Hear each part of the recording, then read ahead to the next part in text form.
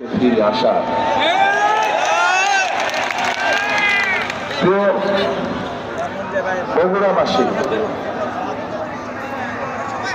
নিজের ঘরে এসে কি বলবো, আসলে আমি নিজেও একটু তাল হারিয়ে ফেলেছি, নিজেও অনেকটা ইমোশনাল হয়ে গিয়েছে আমি।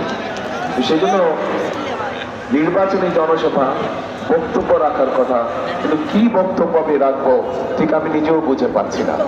ঘরের মানুষের কাছে তো বলবার কিছু নেই, আছে কিছু ঘরের মানুষের কাছে বলবার?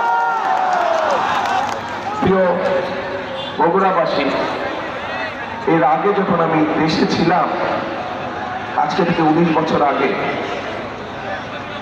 কম বেশি এখানে প্রত্যেকটা মানুষ যারা সেদিন আমার বয়সে ছিলেন বা আমার থেকে একটু ছোট ছিলেন বা আমার থেকে বড় ছিলেন, আমি অনেক নতুন প্রজন্মের মানুষকে দেখছি।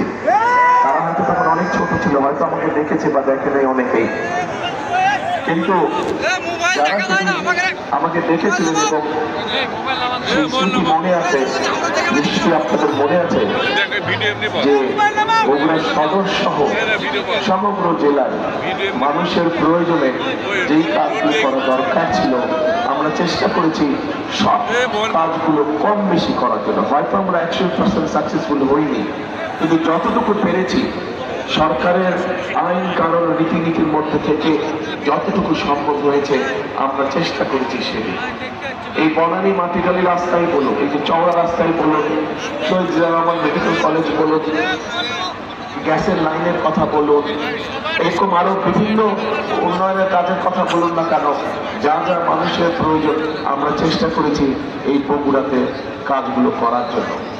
বগুড়াটি ছিল আমার কাছে একটি মডেল জেলার মতো, কারণ এটি মডেল জেলার মতো, কারণ আমি সবসময় চিন্তা করতাম যে বাংলাদেশের 63 জেলাকে কিভাবে কোনোদিন যদি আল্লাহ সুযোগ দেয়, কোনোদিন যদি আল্লাহ রহমত দেয়, তাহলে ওই 63 জেলাকে, বাকি যে 63টা জেলা আছে বগুড়া বাদ দিয়ে, সেই 63 জেলাকে কিভাবে সাজাবো, এই কাজগুলো আমি বগুড়ায় করতাম।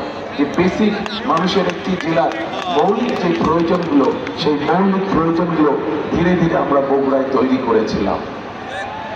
এই মুহূর্তে কম বেশি আমরা গর্বের সাথে বলতে পারবো, সেদিন আমরা যতটুকু কাজ আপনাদের সকলকে সাথে নিয়ে, আপনাদের সকলের সহযোগিতায় 2001 থেকে 2006 পর্যন্ত যতটুকুই আমরা করতে পেরেছিলাম কাজ এলাকার জন্য, প্রত্যেকটি বগুড়ার 7টি এলাকায় যতটুকু কাজ আমরা করতে পেরেছিলাম, বাংলাদেশের যে কোনো জেলা থেকে আমরা বেশি কাজ করেছিলাম, যে কোনো জেলা থেকে আমরা ভালো কাজ করেছি।